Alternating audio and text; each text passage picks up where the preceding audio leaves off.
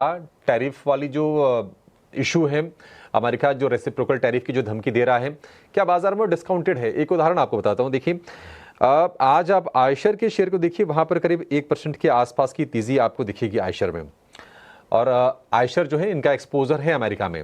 America में अगर हम भारत के टोटल ऑटो एक्सपोर्ट की बात करें तो रफली अराउंड 15-16% के आसपास का ऑटो कंपोनेंट का एक्सपोर्ट करता है।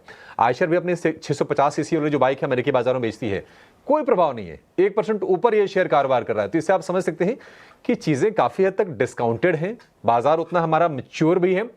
और अब चीजें मतलब आज तो साफ ही हो जाएंगी, कल हम और विस्तार से चर्चा करेंगे कि क्या एक्शन लिया गया है, कितना इम्पैक्ट आया है।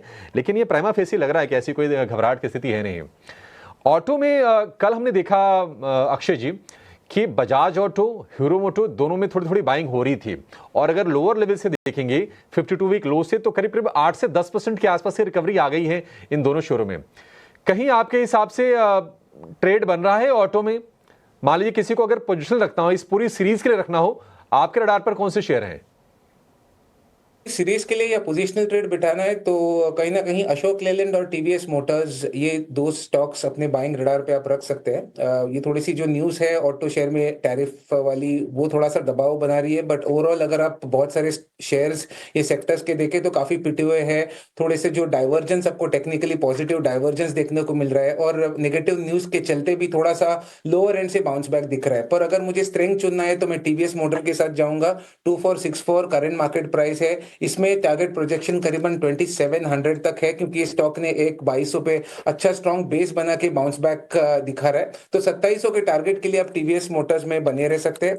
और अशोक लेलैंड दूसरा काउंटर रहेगा जिसमें काफी स्ट्रेंथ हमने 200 के स्तर पे देखी है। तो यहाँ पे 220 यहाँ तक आप शॉर्ट टर्म में उछाल एक्सपेक्ट कर सकते हैं। ओके, सो ऑटो सेक्टर में टीवीएस मोटर्स और अशोक लेलैंड, हालांकि कॉशियस ज़रूर रहना है, लेकिन अगर कुछ पिक करना है तो इन दोनों स्टॉक्स पर नज़र ज़रूर होनी चाहिए।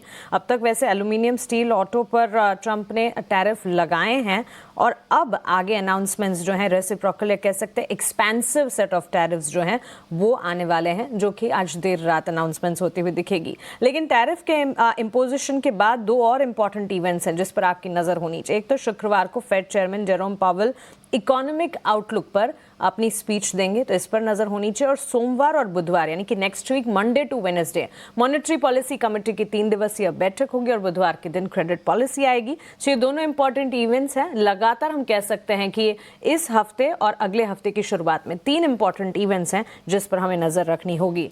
लेकिन चलिए स्टॉक स्पेसिफिक मूव्स की जहां हम बात कर रहे हैं, बाजार खुलने से पहले जो 9 के नवरत्न की सूची हमने आपको बताई थी, उन स्टॉक्स में भी अच्छा खासा एक्शन